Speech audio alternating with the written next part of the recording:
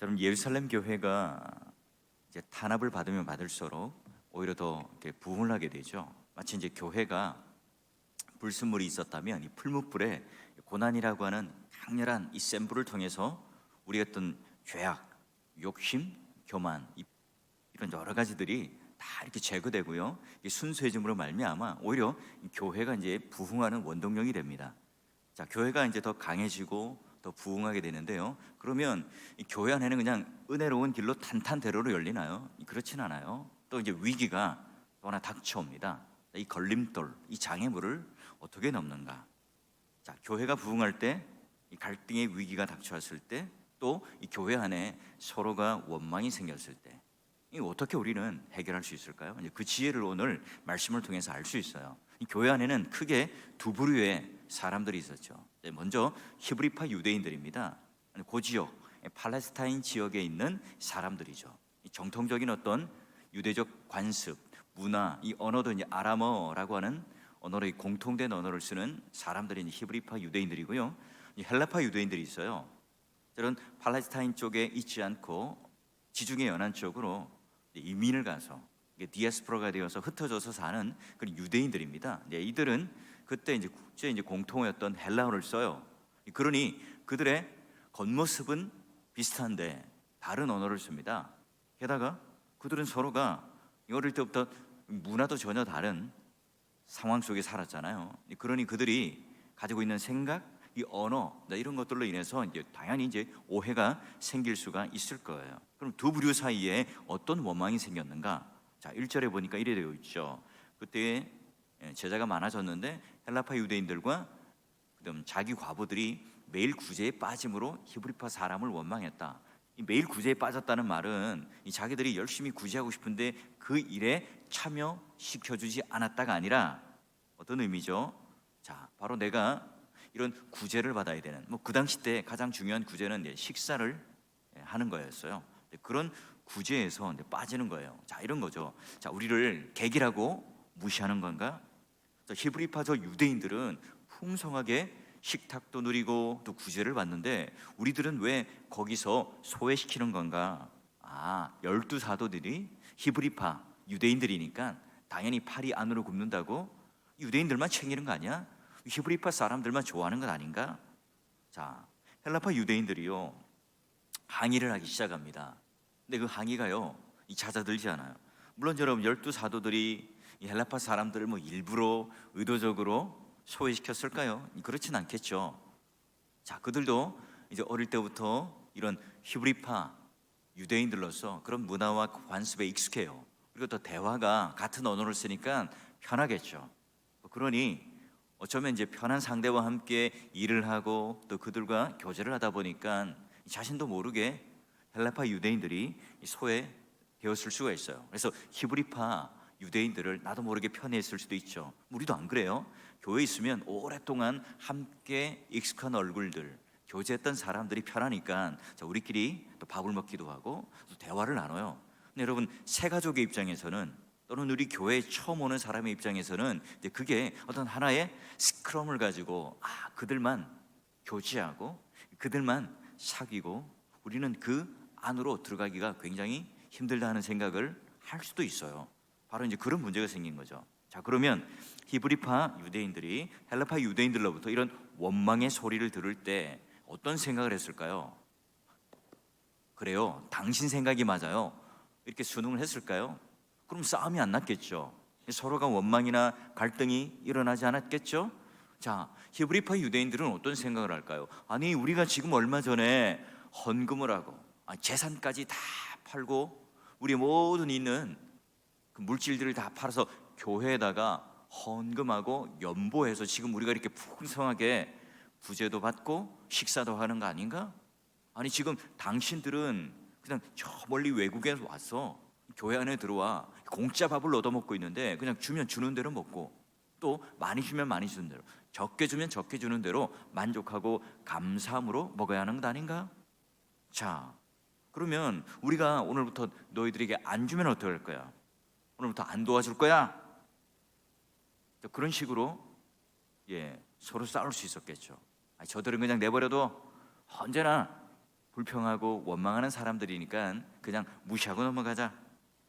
저는 이런 불만은 큰 문제가 아니라고 여러분 덮고 넘어갈 수도 있어요. 하지만 열두 사도들은요, 이런 갈등과 원망은요 교회 공동체의 큰 위기라고 생각하고요, 이제 그들은 팔을 걷어붙이고 이 문제를 해결하기 위해서 나서요. 그래서 예수님도 마찬가지예요. 참 세심한 분이었죠. 한 영혼 한 영혼을 돌아보는, 이 99마리의 양을 두고 한 마리의 양을 데리고 가기 위해서 밤잠을 설쳤던 분이 바로 예수님입니다. 그러니 이 헬라파 유대인들, 어찌 보면 주류의 인물들이 아니에요. 비주류의 인물들이에요. 교회 온 지 얼마 안 되었어요. 또 어찌 보면 이 사람들이 잘 챙겨주지 않으면 소외당할 수도 있는 그런 위치에 있는 사람들입니다.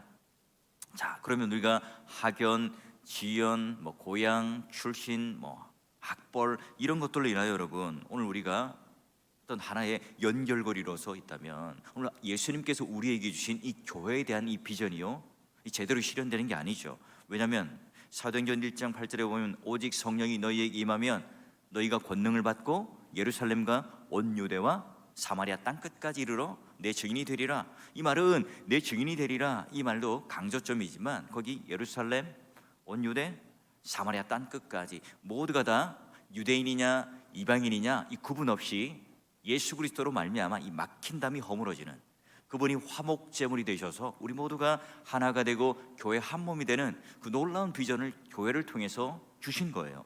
그렇다면 여러분, 예수님께서 오늘 우리들에게 주신 교회의 원래의 설립의 그 취지에 어긋나는 거죠. 그럼 여러분, 건강한 교회는 어떤 교회입니까? 청년들이 엄청 많은 교회, 또 주일학교 아이들만 엄청 많은 교회, 또 어른들만 또는 유력한 어떤 특정 직업인들만 많은 교회, 여러분 이런 교회는요 건강한 교회가 아니겠죠. 모든 세대가 또 모든 사람들이 함께 어울려 있는 교회가 가장 건강한 교회예요. 그럼 열두 사도들은 어떻게 이 문제를, 이 갈등을, 이 원망을 지혜롭게 대처하는가? 자, 2절 보니까 이렇게 나옵니다. 열두 사도가 모든 제자들을 불러 모읍니다. 여기 말하는 제자는 열두 사도가 아니라 모든 성도들이에요. 오늘날로 치면 공동의회를 소집한 거예요. 그래서 여러분, 이 사도들이 하나님의 말씀을 제쳐놓고 우리가 접대 삼는 것, 이걸 지금 너무 열심으로 하고 있는 일에 대해서 마땅치 않다 하는 것을 먼저 그들에게 우선순위가 무엇인지를 이야기를 해요. 자, 볼까요? 여러분, 사도들은 예수님으로부터 직접 영향을 받고요, 또 이런 권위를 위임받았습니다. 게다가 이 사도들은 얼마든지 그 권위를 가지고 일방적으로 처리할 수 있는데 모든 성도들을 불러 모읍니다. 게다가 그 모든 문제들을 은닉하거나 쉬쉬하지 않아요. 모든 문제를 공론화시켜서 이 성도들과 함께 의논하고 더불어 그 결론을 내기 위해서 그들 전체를 존중하고 또 그들을 말을 귀를 기울여 듣습니다. 여러분, 초기 사도들이요 교회 문제를 해결했던 이 문제의 해결 방식이요 교회 정치 원리가 오늘날 우리에게 바람직한 교회 정치 원리예요. 아, 목사님, 강단에서는 정치라는 말을 쓰지 마십시오. 물론 여러분, 제가 말하는 것은 국가나 사회를 말하는 그런 세속적인 정치를 말하는 게 아닙니다. 우리는 이 정치에 대해서 굉장히 잘못된 선입관을 가지고 있어요. 여러분, 이 정치라는 용어 자체가 경건하지 못하다, 은혜가 떨어진다, 이런 오해를 하면 안 됩니다. 잘못된 생각이에요. 공동체를 운영하기 위해서는 반드시 바른 정치가 필요합니다. 그래서 여러분, 성경 외에 우리 교단 안에도 헌법이 있고 정치 원리가 있습니다. 예배 모험이 있습니다. 그러면 어떻게 교회 정치를 바르게 시행하는가? 교회가 여러분 그런 바른 정치에, 바른 그런 헌법적 규칙에 여기에 따라 여러분 운영되지 않을 때 교회는 어때요? 은혜라는 명목으로 밀어붙인다든지 하나님의 말씀이라고 하는 것을 통해서 강압을 한다든지 이런 식으로 잘못된 의사결정을 하게 될 위험이 있어요. 자, 그러면 여러분, 사도들을 통해서 나타나는 이 교회의 정치 원리가 뭔가? 첫 번째는 여러분, 사도들의 가장 중요한 기본적인 그런 전제가 뭐죠? 그래요. 교회의 주인은 하나님이라는 거예요. 하나님의 뜻과 말씀에 비추어서 그 말씀에 따라 우리는 이 문제와 갈등을 해결하겠다는 거죠. 자, 이들이 지금 말하고 있는 모든 우리 성도들을 모아서 의견을 청취하고 또 그들의 의견을 존중하는 것은 말하자면 그냥 민주주의적인 어떤 대의를 통해서 모든 사람들의 의견을 취합해서 사람들의 뜻대로 선택하고 해결하자, 그래서 여러분, 다수결이 다 능사가 아닌 거예요. 그러기에 성도들이 절대 다수가 원하는 일이라도 성경에 부합하잖아요. 진리에 부합하잖아요. 또는 우리가 가지고 있는 그런 본질과 하나님 말씀에 어긋난다면 당연히 여러분, 교회 지도자는 그 말씀대로 따라가야지 사람들이 원하는 방향대로 따라가면 안 되겠죠. 그때는 성도들을 자꾸 가르치고 설득하고 또 책망까지 하더라도 바른 하나님의 방향으로 나아가도록 해줘야 합니다. 그러기 위해서는요, 교회 지도자들은 철저하게 성경적 원리가 무엇인지, 교회의 정치가 무엇이고 교회의 바른 운영 방식이 무엇인지를 계속해서 끊임없이 공부하고 또 그것을 가지고 교회에 적용할 수 있도록 해야 합니다. 자, 그런데요, 이제 의사결정을 할 때 또 어떻게 합니까? 성도들 모두가 어때요? 하나님을 믿는 자들이죠. 그 안에 성령의 전이고 또 성령 하나님께서 내주하시는 분이고 저마다의 자유의지가 있고 하나님께 주신 그런 지혜와 총명들이 있습니다. 여러분, 성경을 깨닫고 묵상하고 해석하는 이 모든 것들이 담임 목사에게만 주어진 전권입니까? 아니죠. 여러분들도 얼마든지 성경을 묵상하고 하나님의 뜻이 무엇인지를 깨닫고 알 수 있는 분들이에요. 그런 여러분, 이런 의사결정에 있어서도 소수의 리더만 독점하면 되겠습니까? 아니죠. 여러분이 가정에서 가장이고 부모이지만 여러분이 독단적으로 이 모든 것들을 의사결정하고 해결하진 않잖아요. 자, 그래요. 근데 이 많은 경우 성도들은 어떤 생각을 합니까? 교회를 내가 알면 알수록, 들어오면 들어올수록 은혜가 떨어지니까 나는 헌금만 하고 예배만 드릴 테니까 그냥 적당한 거리에서 나는 신앙생활 하겠다. 여러분이 굉장히 위험한 생각입니다. 뭐 어떻게 보면 이 불가피한 사정 때문에 그렇게 신앙생활 하시는 분도 있겠지만 교회가 어떻게 운영되는지, 어떻게 바른 의사결정을 하는지, 우리가 드린 헌금은 두 달마다 하는 제주회를 통해서 어떻게 쓰여지고 있는지를 우리가 함께 의논하고 고민해 갈 때 교회는요, 건강해질 수 있어요. 이 모든 그런 교회 운영을 장로들, 목사에게 또는 교회 그런 소수의 리더에게 다 맡겨버리고 이러면 그럴 때 교회가 타락할 수 있는 그 위기 가운데 있을 수 있어요. 자, 물론 여러분, 우리가 교회 운영에 참여할 때 감정과 을분과 또 우리가 가지고 있는 그런 아주 좁은 사견을 가지고 그런 강조하는 또는 그것을 가지고 목소리를 높이는 그런 일들은 없어야 되겠죠. 상대방의 의견을 존중하는 마음으로 성도들이 지켜야 할 이 예의들을 깍듯하게 지키고 또 규칙에 의해서 참여하고 말을 조심하고 차분하게 합리적으로 참여를 해야 할 겁니다. 오늘 여기 사도들이 지금 성도들과 함께 그렇게 한 거예요. 얼마든지 여러분, 성도들은요, 사도로서 예수님이 주는 권위도 있고요, 그 당시 여러분 기적과 능력과 표적을 행했기 때문에 이 압도하는 그런 권위가 있었습니다. 얼마든지 여러분 그 말을 무시하고 당신들 그냥 저기 구석에 가 있어요 말할 수도 있지만 그렇게 하지 않았어요. 자, 모든 성도들이 모인 자리에서 12 사도들은 어떻게 중요한 제안을 합니까? 2절부터 4절 보니까, 자, 우리가 하나님 말씀을 제쳐놓고 이 접대하는 일에 대해서 몰두한 것에 대해서 자기 반성을 해요. 객관적으로 자기가 지금 무엇이 지금 잘못되었는가를 먼저 사도들부터 그 문제에 대한 인식을 하고 있어요. 그리고 이제 제안을 하죠.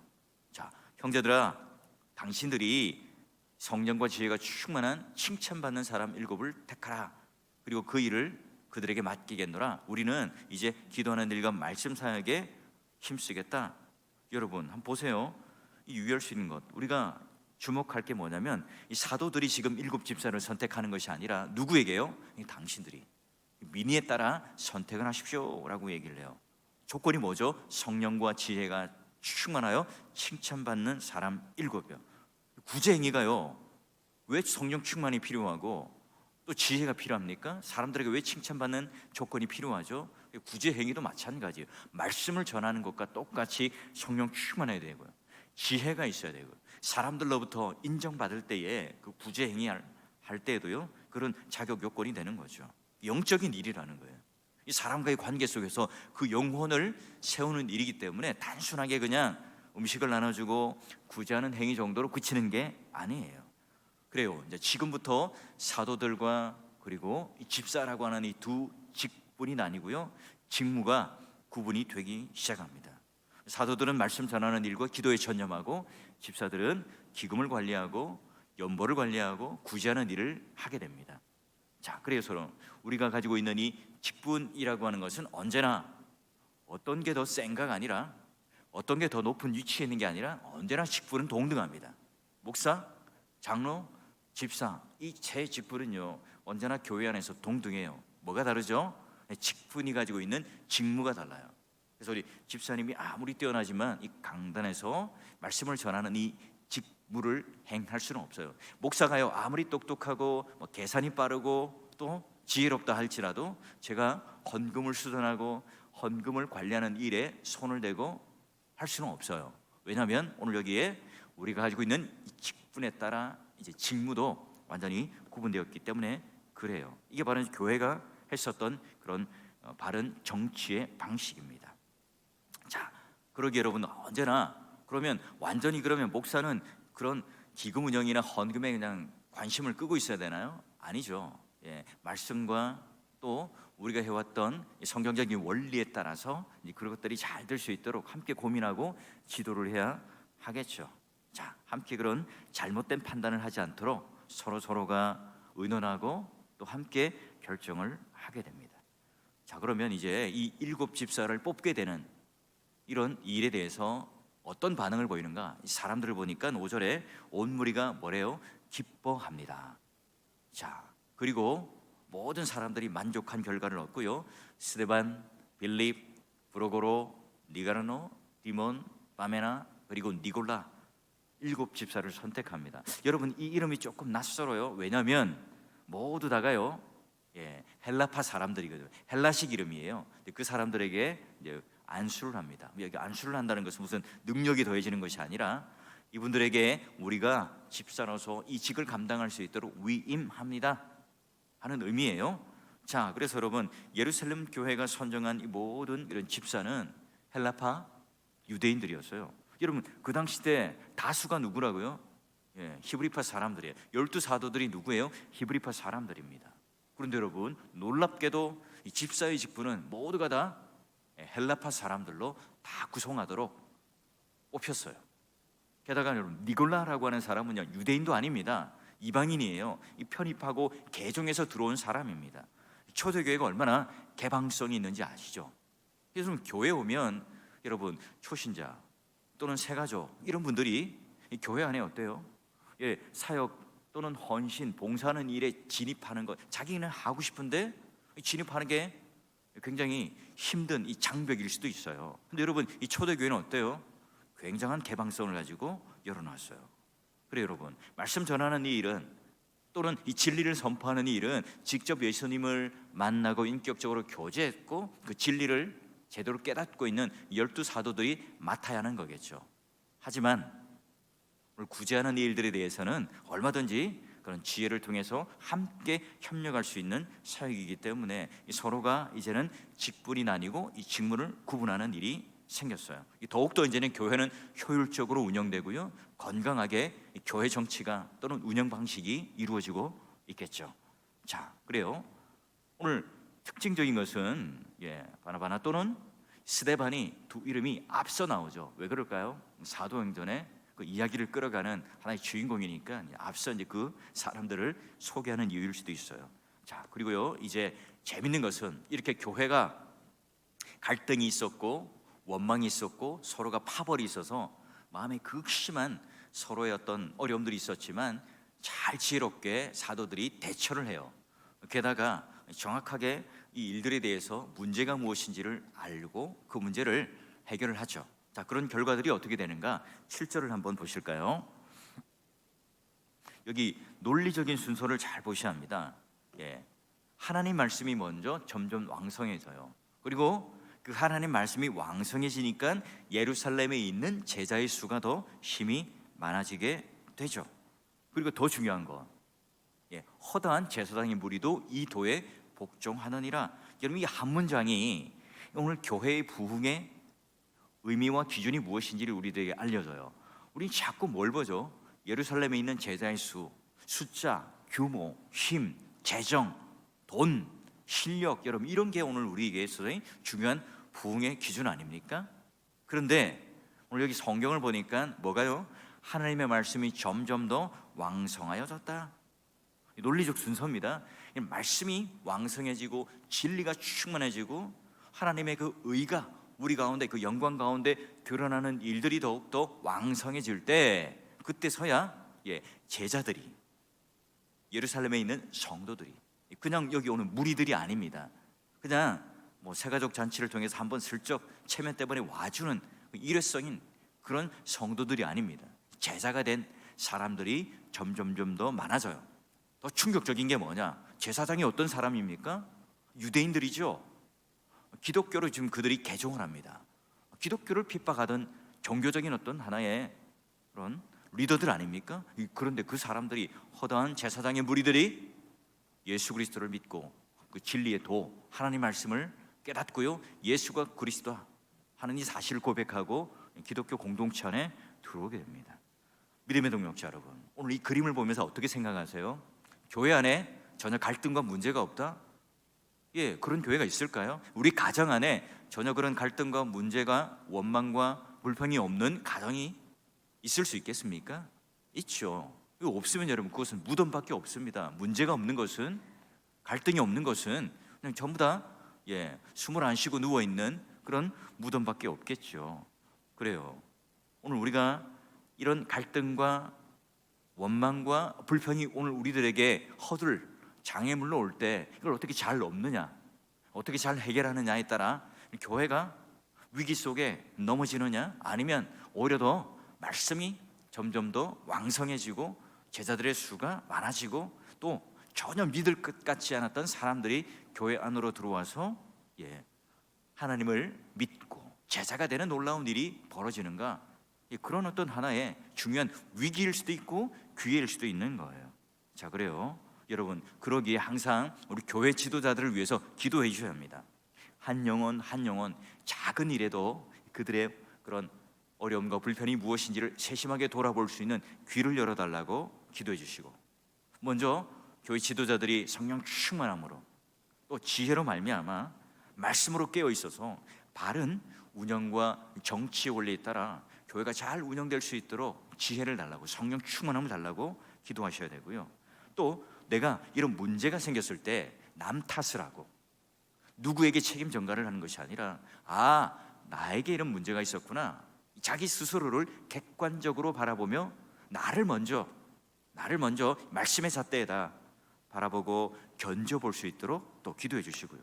또 그런 문제가 생겼을 때 내 주장, 내가 가지고 있는 인생의 경험, 또 내가 가지고 있는 그런 마음의 어떤 원하는, 어떤 선호하는 그런 관점들, 이런 것이 아니라 말씀, 진리의 말씀에 따라 우리는 이 사안들을 어떻게 바라볼 것인가 하는 구체적으로 실천으로 옮길 수 있도록 여러분 또 기도해 주시고요. 성도들 모두가 다요, 가정에서나 교회에서나 여러분 이런 상황이 생겼을 때 이런 갈등의 문제들, 원망의 문제들이 마치 얽힌 실타래가 하나님께 주신 성령 충만함과 그 말씀의 지혜를 통해서요 술술 풀림으로 말미암아 여러분 오히려 여러분 가정 안에 말씀이 더 왕성해지고요, 갈등의 문제, 원망의 문제가 오히려 우리에게 닥쳐지는 어려움과 위기가 아니라 하나님께서 우리에게 주신 그런 중요한 신앙의 한 도약을 하는, 성장을 하는, 향상을 하게 되는 기회로 삼으셔서요, 하나님의 놀라운 은혜가 예루살렘 교회를 통해서 모두가 한 마음이 되고 또 서로를 존중하고 아껴주었던 아름다운 사랑의 공동체가 되었던 것처럼 여러분 오히려 코로나19라는 이 팬데믹 현상, 또 이로 인해서 우리가 마음 안에 그런 섭섭함과 갈등과 그 마음의 원망이 아니라 오히려 서로를 돌아보며 또 나 자신을 돌아보며 우리 모두에게 그런 하나님의 말씀과 은혜의 진리가 충만하여서 오늘 우리에게 있는 이 문제들이 잘 하나님 앞에 지혜롭게 해결될 수 있도록 여러분의 가정의 문제, 또 교회의 문제, 사람들과의 관계의 문제가 오늘 하나님 앞에 지혜를 주셔서 오늘 하나님께서 오늘 우리들에게 마음의 감동을 주셔서 이 일들이 순적하게 풀림으로 말미암아 여러분을 통해서 교회가 더욱더 부흥케 되고 흥왕케 되고 부흥케 되고 또 여러분을 통해서 가정이 온전히 세워짐으로 말미암아 우리 모두에게요, 교회가 바로 이런 모습이지, 교회가 바로, 가정이 바로 이런 하나님이 기뻐하시는 귀한 공동체의 모습이지, 이런 모습들을요 우리 세상 앞에 보여주고 또 우리 모두에게 서로에게 좋은 본과 또 모델이 되어서 서로 자극을 주고 선한 영향력으로 하나님 앞에 함께 건강한 교회로서 또 하나님께 칭찬받는 공동체로서 여러분 서갈 수 있도록 하나님께 지혜를 구하시고 또 하나님께 그 놀라운 은혜 가운데 붙들릴 수 있도록 해달라 하시고 또 하나님께서 그런 놀라운 은혜가 우리 가운데도 넘칠 수 있도록 해달라고 간절히 기도하는 오늘 한날 되시고요, 또 그런 기도의 자리가 될 수 있기를 주의 이름으로 간절히 축원합니다.